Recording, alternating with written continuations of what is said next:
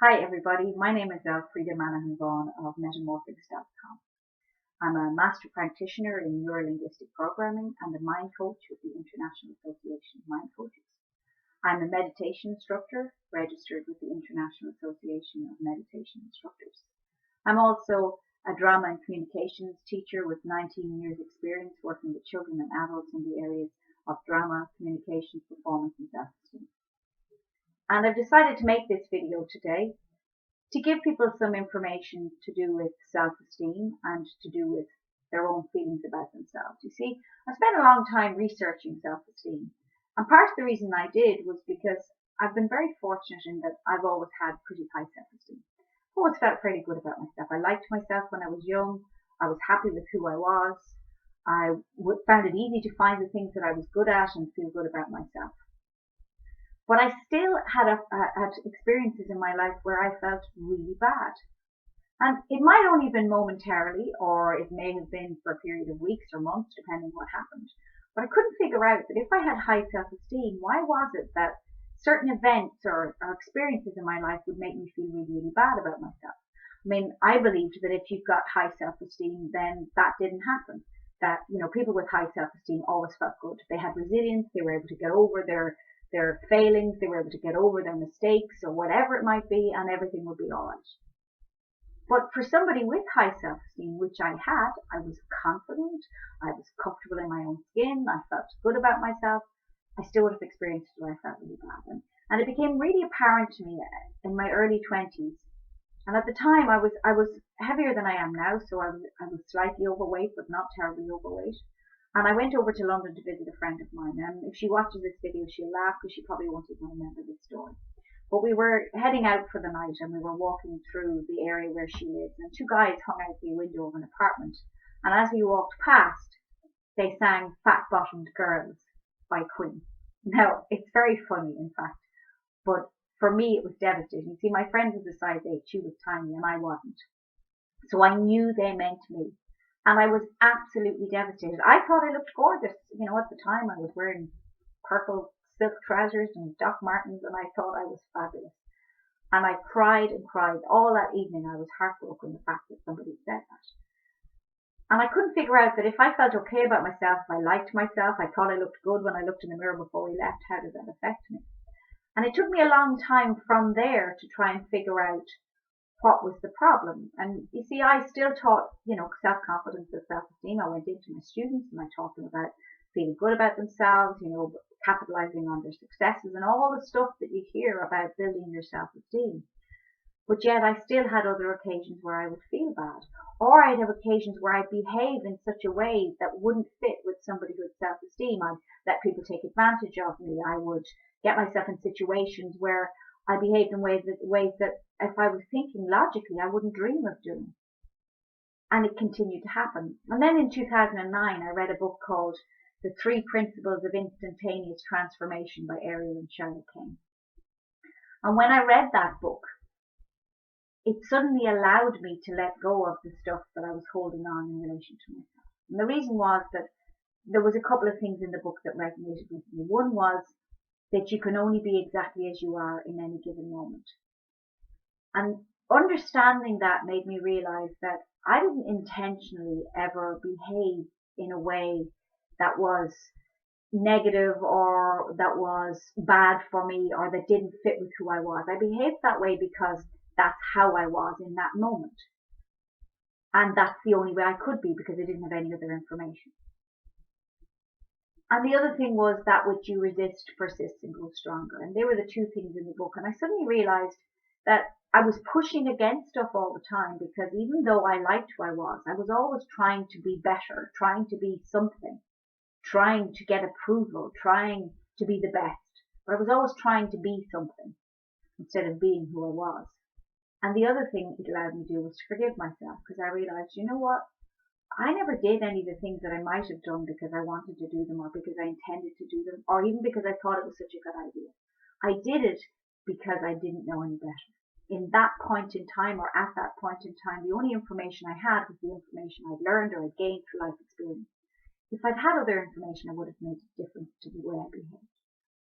So that took me on a journey where I realized that forgiving yourself and giving yourself a second chance had a huge impact on how you felt.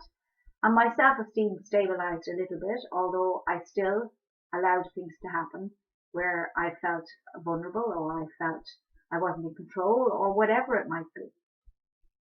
So I needed to know more. And then I came across a lady called Kristen Neff, and she spoke about compassion and self-compassion. So I started to explore that. And as a meditator, I decided to explore loving kindness meditation, and I practiced that for months and months and months. And definitely I started to feel better about myself. I gave myself more breaks. I was easier on myself when I messed up. And because I had been forgiving myself for making mistakes in the moment, it was better. But it still wasn't enough. And that's the thing. That word, enough.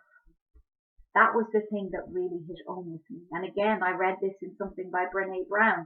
All of the information I have is my accumulated knowledge from all these wonderful people who do this research. And this is pivotal to how I feel. You see, I don't think I ever felt like I was enough. And the reason I didn't feel like I was enough was because I was always measuring myself or comparing myself. When we talk about enough, we say good enough. But good enough means there's a bad. And that means you must be on some kind of scale to get to enough. You know, or we say we don't do things well enough, or, you know, all of these qualifications to enough, more than enough. But, you know, if it's more than enough, then that's too much. I've often eaten more than enough, and then I felt too full. And if you have more than enough of something, then there's something to waste. There's something that needs to be discarded or thrown away. We need to be enough. But how does that work? Now, thanks to neurolinguistic programming, NLP, and to my mindfulness meditation practice, I've been able to discover what that means for me. See, I've realized that I've spent a huge amount of my life looking for approval. All the time trying to impress people, trying to be a particular way. Now, I know why. I've figured that out. But I don't actually need to know why in order to change it or in order to feel better. I just need to understand that that's what I do. Now, practicing mindfulness meditation allowed me to do that. It made me aware of the kind of thoughts I had in my head, how I created them, whether it was a visual picture, whether it was a voice, whether it was a feeling in my body. For me, it's predominantly voices in my head. It's me talking to myself, or a voice that's a version of something from my past. And then I get feelings in my body where I feel stupid, or I feel vulnerable, or I feel inadequate in some way. But I spend a huge amount of my time, all the time, trying to impress people. Now, when I was younger, that made me come across as a know-it-all and superior because I was so vulnerable. I was afraid people would know that I didn't know anything. So I was always trying to make out that I did, always having to have an answer, always having to have a solution, always knowing a fact or a piece of information that would then explain whatever it was. And as I got older, I let go a lot of that. It still comes up every so often. It comes up around my family because that's who I started to become when I was little. That's how I developed who I am. But it's not as present so much in other areas of my life, and it's certainly not present a whole lot in most of my day-to-day life. Because now I realize I don't need to impress anybody. I thought I had to impress people because I thought they would judge me for not being good enough. And there it is, good enough. I thought that if I wasn't the best at something, that they would then be making some kind of comment about me. And they probably do, but you know what? I don't need to be the best at anything. I just need to be me. My accumulated knowledge is what makes me me, and my accumulated knowledge helps me, and it will help other people too. It helps people when they come to me for one-to-one coaching. It helps people when they attend my meditation class. And the people it doesn't help, well, they're not looking for my help. They're looking for somebody else's and somebody else's accumulated knowledge. And what I'm telling you today is it's not trying to get you to do what I do or get you to take what I've learned and then go, oh yeah, now I can be whatever. I want you to take what I've learned and make it your own. Add to it. Read more. Read other books. Read the books I've read, the ones I've mentioned, and see what you come up with. But for me, I realized I wanted to impress people, which meant I was always looking for approval. So I was always afraid. Afraid if I put something out there like a YouTube video, people would pass comment on it. And if they didn't tell me I was good, then I wouldn't feel like I was good enough. Enough, there it is again. Or if they told me that I was good, then I would feel secure enough to be able to pursue whatever it is I want to pursue. But the truth is that we just need to be enough. I just need to be enough. I don't need to impress anybody except myself. I don't need to approve or be approved by anybody except myself. I need to approve of who I am, and I need to be me. And that's one thing that mindfulness and neurolinguistic programming has helped me with. You see, the more I live in the moment and the more mindful I am, the more I realize that right now I'm everything I can be. Just like I said with Ariel and Shia Kane's book, you can't be any more in any given moment than what you are. So right now I am everything that I am meant to be. I am enough in this moment. Now I may go and leave this room and I might go and read another book and learn something else, and I will add to that. But I'll still be just enough. And I'll also discover that I'm okay like that. You know, being in the moment, I realize if I'm enough, then there's nothing else I need to add to me. There's nothing else that needs to change. I'm all right now. And if I can accept myself like that, and I don't mean resigned acceptance, I mean real, genuine, self-compassionate acceptance of I'm okay. If I can accept myself like that, then I don't need to look for approval. And I don't need to look like I'm superior. I don't have to hide anything. I don't have to pretend that I know stuff when I don't. I don't have to pretend I'm really knowledgeable. You know, I'm good at NLP, but there are some people who are way better than me. And there will always be the people who create it who will always be better than me. And I'm really good at teaching meditation. But you know, there are people who have 20 or 30 years practice way ahead of mine. The likes of Tara Brach or Jack Cornfield again, who've written amazing books that I've read. But what I can do in my package of what I am is enough for the people who need my help. And that's what you have to figure out. What makes you enough? What knowledge will be enough for you? What behavior, what person will be enough for you? When will you sit with yourself in the quiet moment and say, I'm okay. I don't need to impress anybody. I don't need to make them think I'm better than I am, because what I am is okay. What I am is enough. It's enough right now. Not more than enough, not good enough, just enough. And that's spilled into all areas of my life. You know, I used to have really big obsessions with food and always wanting to eat everything, cleaning my plate, you know, never feeling like one slice of cake or one sweet was enough. I always wanted more and more and more. But when I became aware of being enough, then I started to eat enough. I let go an awful lot of the feelings I had about my appearance and myself. I used to be overweight. Then I was much thinner than I am.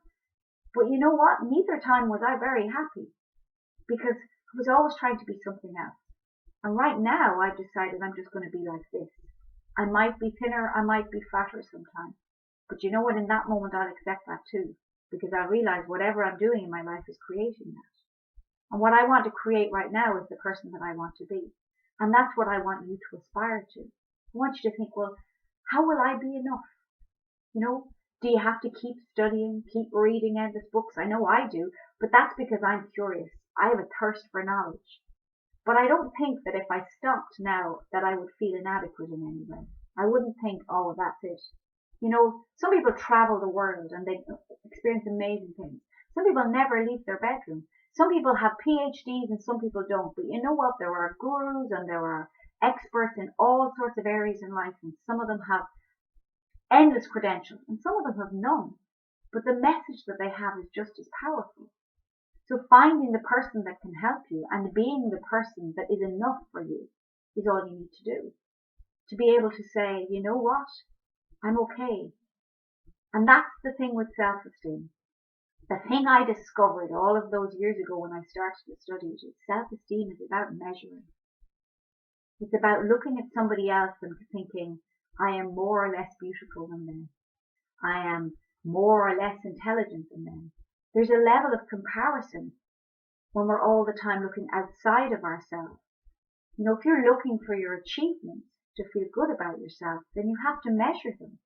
You have to have praise or approval. You need the gold star in your copybook or the gold medal, or you need the first in your degree, whatever it might be. And I went for all those things because I wanted proof that I was good enough, proof that I was okay. But you know what? I don't need proof, and neither do you. You don't need proof that you're okay. All you have to do is sit in the moment and think, right now, am I okay?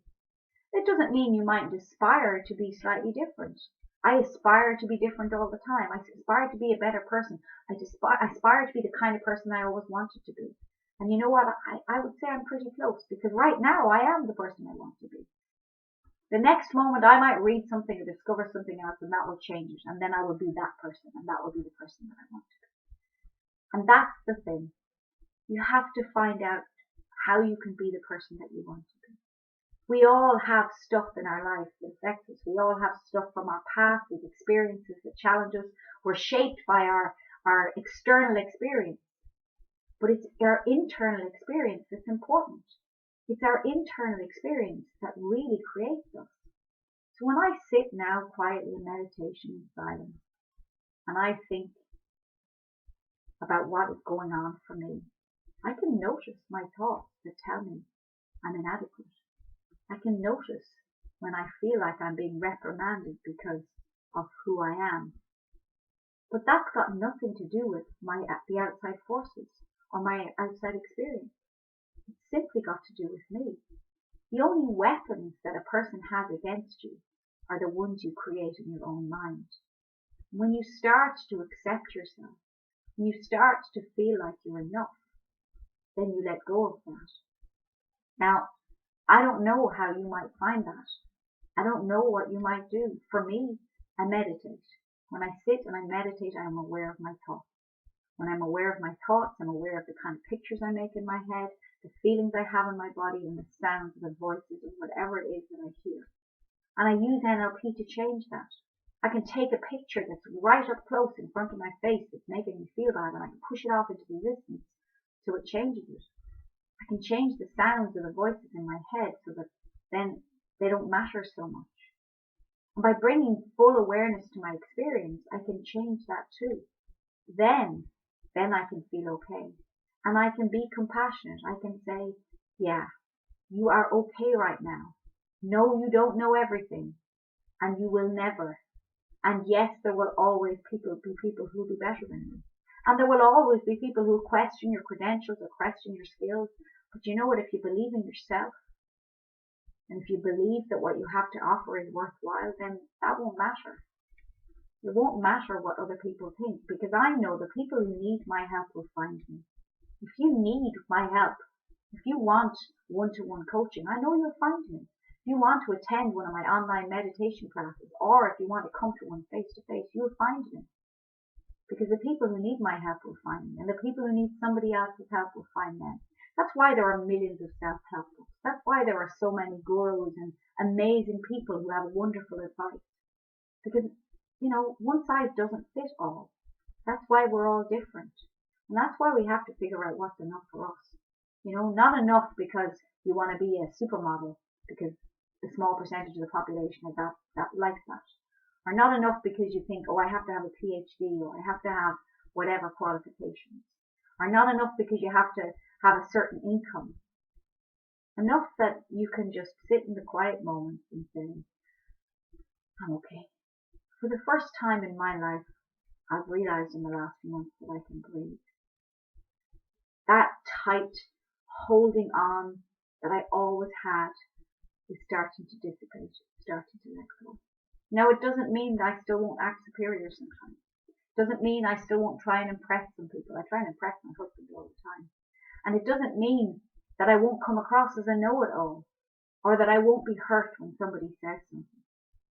But what it does mean is that I can sit and I can bring awareness to it, and I can go, hold on, this is not real, it's what I'm thinking in my head. And deep, deep down inside, I know I'm enough. I am okay as I am. I don't have to measure my appearance against somebody else's. I don't have to measure my intellect, my generosity, my productivity, any of the things that we measure our self-esteem on, I don't have to measure them against anybody else. There will always be different. There will always be different. And some people will see themselves as better and others will see themselves as worse. But if you can find in yourself a place of enough, then none of that will matter. So if you want to attend one of my online classes, you'll find me under Elfrida Manahan Vaughan at Spirituality Centre, learnitlive.com. You'll find on my website, www.metta-morphics.com, my contact details if you want to arrange a one-to-one live online coaching session, or if you'd like to attend to any of my live classes that run in Trim in County Meath in Ireland. I also conduct classes in schools, and I'm available to attend schools on an individual or ongoing basis to do some of my work. As I said, you can practice some mindfulness. You can do some NLP, some mind coaching, whatever it is that you think will help you. And if not, if you think simply this video is enough, then share it, repost it, tell people about it. So more people who need my help will be able to find me, or will be able to hear this and be able to sit with themselves and say, you know what, I can be enough. I am enough. So I hope on your journey to enough, you find what you're looking for. Because right now, in this moment, you're perfect. You don't need to impress anybody. Just like I don't need to. In fact, if I wanted to impress you, I would have brushed my hair. I probably wouldn't be wearing my stripy top and walked my dog in. And I might even have more makeup on. But today I'm just being me. And that's enough.